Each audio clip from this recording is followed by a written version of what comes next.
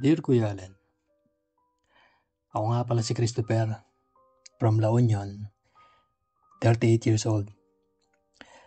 Gusto ko lang ibahagi ito after years of keeping it to myself. Ako lang at ang mga iilan na naging kong partners nung college ako ang nakakalam. Elementary ako noon, nakilala ko si Manong Rodel. Driver siya ng tito ko. Tito din ang tawag ko kay Manong Rodel noon. Laging Manong ang tawag ko sa kanya nung high school na ako. Madalas na kapag summer sinasama ako ng tito ko sa mga lakad niya at mga seminar o kung ano pa man ang ginaganap sa mga resorts. Marami kaming magpipinsan ng sumasama noon. Pero nung nag-high school na ako, nagkaalis na rin mga pinsan ko. Madalas na ako lamang ang sinasama ni tito. Fourth year high school, napasyal kami ng Batangas. By this time, body-body na kami ni Manong Rodel. Lalaking lalaki ang forma ni Manong Rodel. Tahimik lamang ito at mahiyain. Grade 6 lang ang natapos. Hindi ko alam kung kailan siya nagsimulang magtrabaho para sa tito ko. Pero personal driver niya ito. Mekaniko at karpintero na rin. Taga-abra itong si Manong Rodel. Makapal ang kilay at bigote. Makinis ang muka. Malalaki ang mga braso, mga balikat, lalo na kung fit ang sinusuot niya. Maraming beses ko nang pinagpantasyan si Manong Rodel. Pero hanggang imagination lang ako noon dahil wala pa akong digicam noon. Kapag magsusiming kami, pilit na inaalala ko ang hugis ng katawan niya, lalo na kung basa sa ligo.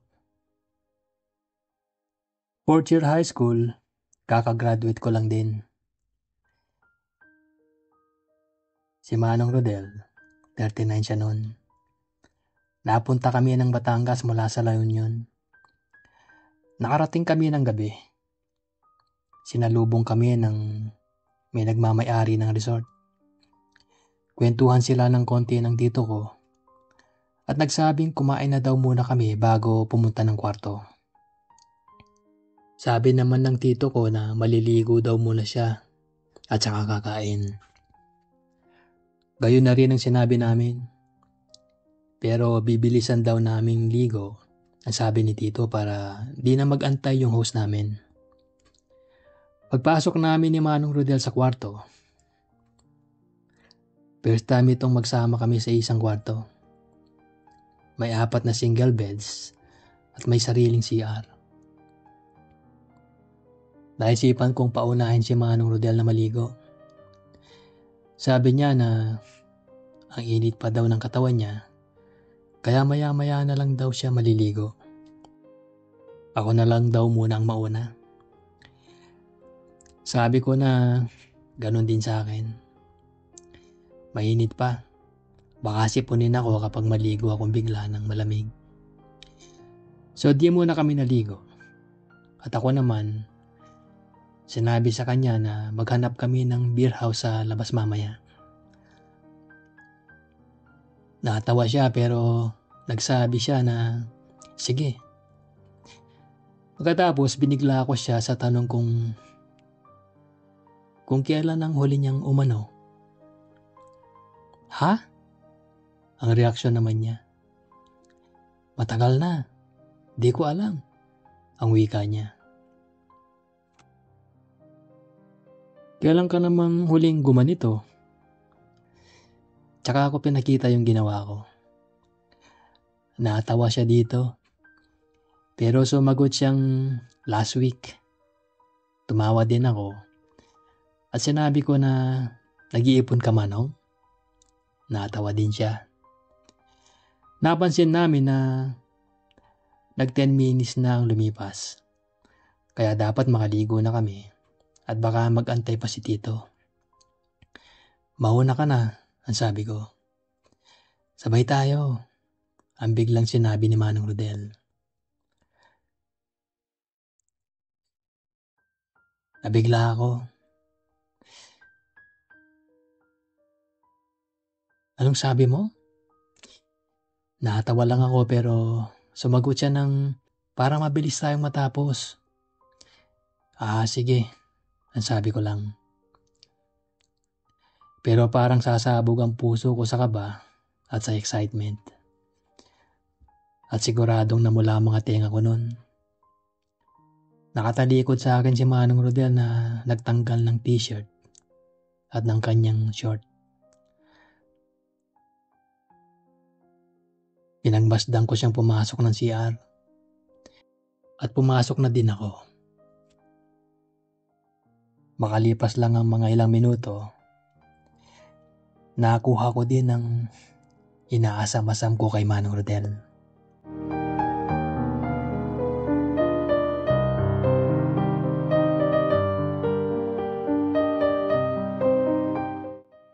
Nang matapos yun, nag-dinner kami. Tahimik lang kami ni Manong Rodel. Maliban sa mga small talk kapag ini-involve kami ni Tito. Pagkatapos kumain, naglabas ng alak ang host namin. Uminom sila Tito. Akin beer lang. Makalipas ang mahigit isang oras. Nagpaalam na kami kila Tito at sa host namin na mamamasyal lang kami sa resort. Naglakad kami ng malayo upang mag-yosi. Small talk lang kami ni Manong Rodel tungkol sa hangin, dagat. Maganda ang lugar. Nang matahimik kami, at naubos ko na yung yosi ko, hinawakan ko bigla ang bukol ni Manong Rodel. Wala siyang sinabi. Hindi siya tumutol. May nangyari ulit sa amin sa mga oras na ito.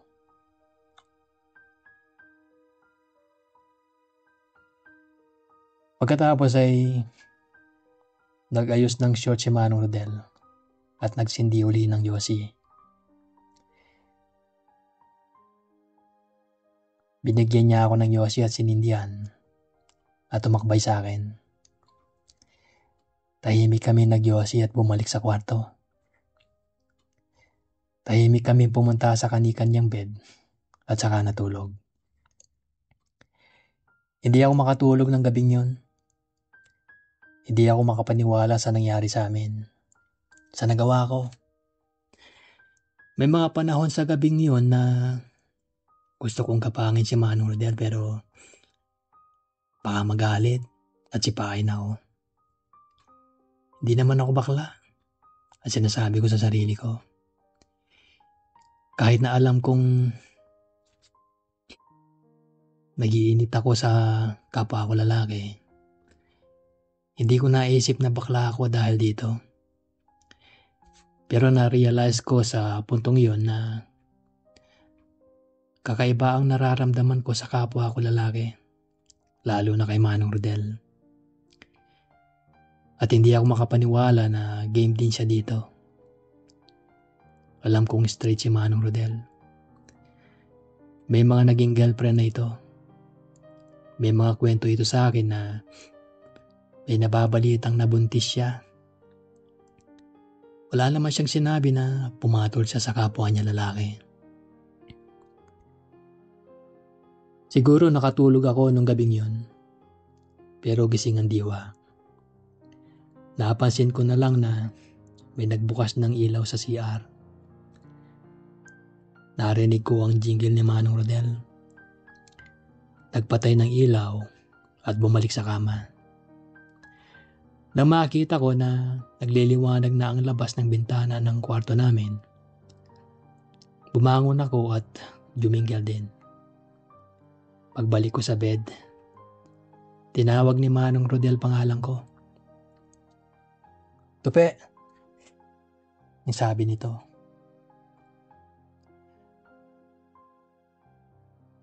Matutulog ka pa? Ang tanong niya sa akin. Hindi na, bakit? Ang sagot ko sa kanya.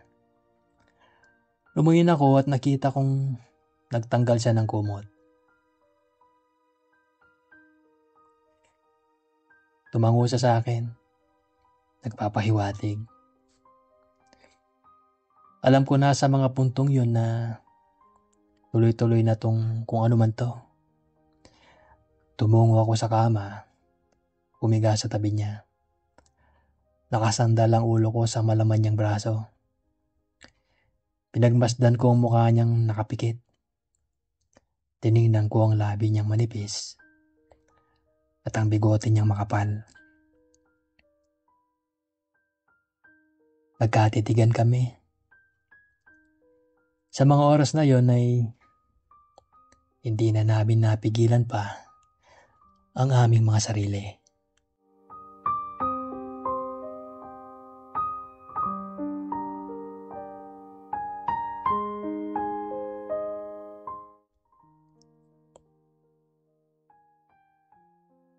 Habang nakasandal ako sa braso ni Manong Rodel, ramdam ko ang init ng kanyang katawan at ang tahimik ng paghinga niya. Ang mga mata niyang nakatitig sa akin ay nagbigay daan sa isang malalim na koneksyon. Naramdaman kong hindi ko na kayang pigilan pa ang nararamdaman kong pagnanasa. Ibinaba ko ang aking kamay at tinanggal ang saplot na nakakubli sa kanya. Ang paggalaw na yon ay tila isang simbolo ng paglaya mula sa lahat ng mga pag-aalinlangan at takot na umaapaw sa akin.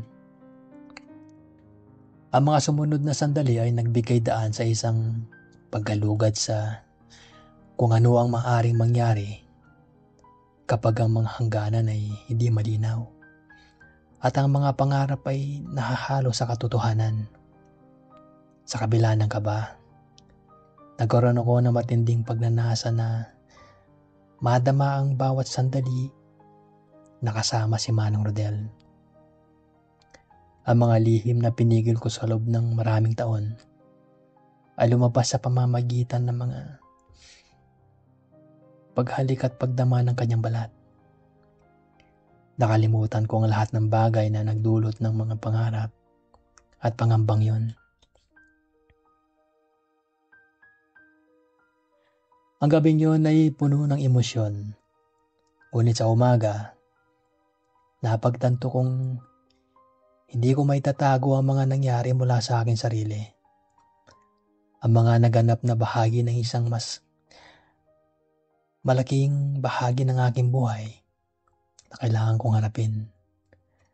Ang pagkakaroon ko ng ganong karanasan kasama si Manong Rodel ay nagbigay na isang malalim na pananaw sa akin tungkol sa kung sino ako at kung paano ko hinaharap ang mga hinanakit at pagnanasa sa aking buhay. Ang mga alaalang ng gabing yun ay hindi mawawala sa akin. Ngunit pinili kong tingnan ito bilang bahagi ng aking paglalakbay sa buhay. Sa kabila ng mga katanungan at pangarap na walang sagot, natutunan kong yakapin ang aking sariling kakayahan na magdesisyon at kumuha ng mga hakbang na magdadala sa akin sa isang mas malalim na pag-unawa sa sarili at sa aking relasyon sa iba. Ang mga karanasang ito ay nagbigay sa akin ng lakas upang magpatuloy sa paghahanap ng mga sagot sa mga tanong tungkol sa sarili at sa aking relasyon sa mundo.